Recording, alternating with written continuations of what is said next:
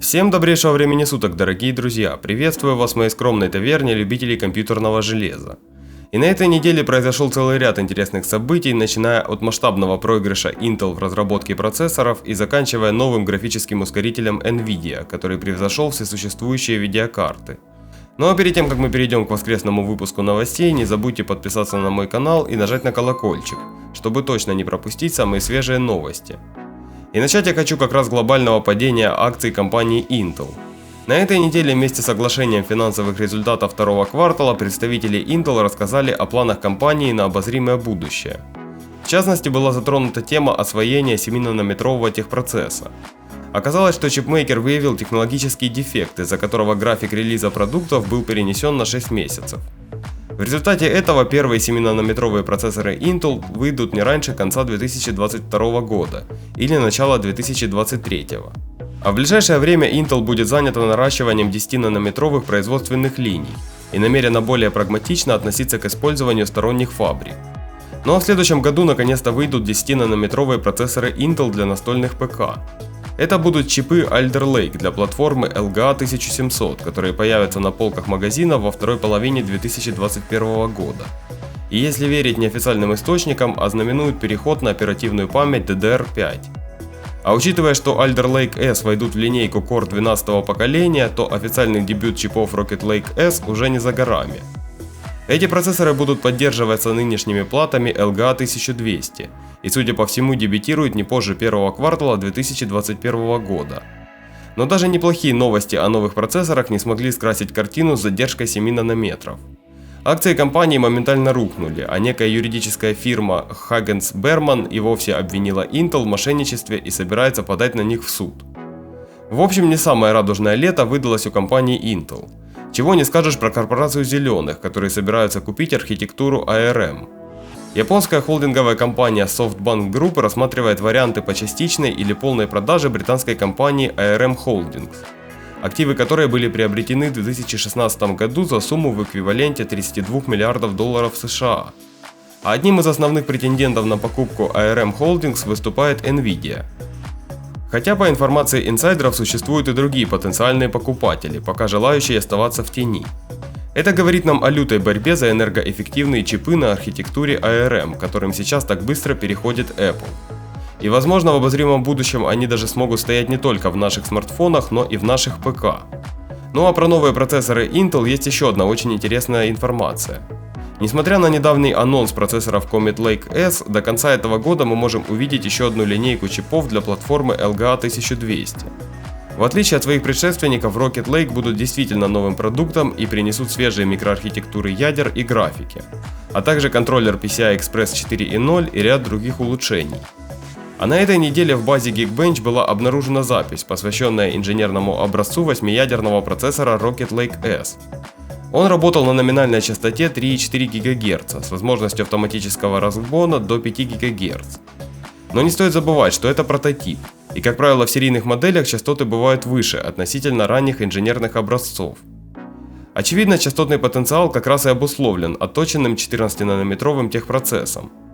Также попутно можно отметить возросший объем кэша L1 с 32 до 48 кБ, а также кэша L2 с 256 кБ до 512 кБ на одно ядро. Объем кэш-памяти третьего уровня не изменился и составил 16 МБ.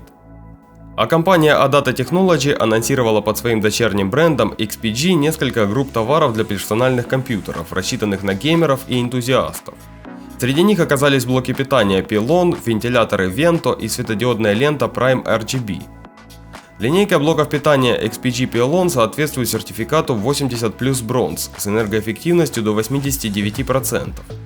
По мнению вендора, эти БП близки по качеству к источникам уровня Gold за счет японских конденсаторов и других высококачественных компонентов. Модельный ряд включает 4 устройства мощностью 450, 550, 650 и 750 Вт. Ну а в ожидании анонса потребительских игровых видеокарт с архитектурой Ampere стало известно, что профессиональный ускоритель Nvidia A100 на основе одноименного графического процессора установил очередной рекорд в бенчмарке Octane Bench. Данный тест базируется на программе рендеринга Octane Render и работает только на видеокартах Nvidia с технологией CUDA. Ускоритель NVIDIA A100 набрал в эталонном тесте 446 очков, что на 10-20% превосходит результаты карт Titan V и Tesla V100 с архитектурой Volta, и на 40% лучше, нежели у Titan RTX. А выпускается графический процессор A100 на мощностях TSMC по 7-нанометровому техпроцессу и рассчитан на ускорение научных и ресурсоемких задач. Под его капотом будет сокрыта мощь 6912 CUDA ядер и 432 тензорных ядер, а объем памяти HBM2 с пропускной способностью 1,6 ТБ в секунду составляет 40 ГБ. А также на этой неделе компания Sony порадовала нас интересной новостью. Как многие, наверное, уже знают, одной из фишек графических карт NVIDIA GeForce RTX является технология сглаживания DLSS, которую не так давно обновилась до версии 2.0. Она использует предварительную обученную нейросеть и отвечает за масштабирование кадра до высокого разрешения, опираясь на меньшее число пикселей. Вполне ожидаемо, что рендеринг в меньших разрешениях положительно сказывается на частоте кадров. И, к примеру, в Death Stranding с активной DLSS 2.0 можно комфортно играть в 4К разрешении даже на самых младших GeForce RTX. И, судя по всему, аналогичную технологию планирует взять на вооружение корпорация Sony. Один из ее недавних патентов описывает метод реконструкции изображения на основе машинного обучения. А техника японцев во многом повторяет алгоритм, который NVIDIA использует в DLSS, и позволяет добиться лучшего качества финальной картинки при меньших затратах производительности. И если у Sony все получится, то это явно позитивно скажется на картинке в играх. А еще на этой неделе NVIDIA уведомила своих партнеров, что в третьем квартале 2020 года она планирует поставить всего лишь 70% графических процессоров от объема предыдущих 3 месяцев. Очевидно, данный шаг скажется на балансе спроса и предложения видеокарт в ближайшие месяцы. Можно с уверенностью говорить, что цены на линейку видеокарт GeForce RTX 20 серии и GeForce GTX 16 серии вырастут в обозримом будущем. А точная причина сокращения поставок не называется, но наиболее логичным выглядит сворачивание выпуска GPU Turing по мере приближения к концу их жизненного цикла. А в игровых новостях на этой неделе стало известно, что новая Call of Duty будет называться Black Ops Cold War и явно будет как-то связана с холодной войной. А на официальном сайте Microsoft появилась новая интересная особенность версии Stalker 2 для консолей следующего поколения. Судя по странице, долгожданная игра про зону и сталкеров от украинской студии GST Game World обзаведется эффектами на основе трассировки лучей, что отмечено специальным значком Ray Tracing. Там же указано, что проекты будут поддерживать разрешение 4К. Ну а на этой прекрасной ноте новостной выпуск подходит к концу. А я хочу вам напомнить, что если у вас есть какие-то вопросы по сборке ПК, то вы всегда можете задать мне их в комментариях или в сообщениях моей группы в ВК. Спасибо всем, кто ставит лайки и подписывается на мой канал. До скорых встреч, друзья!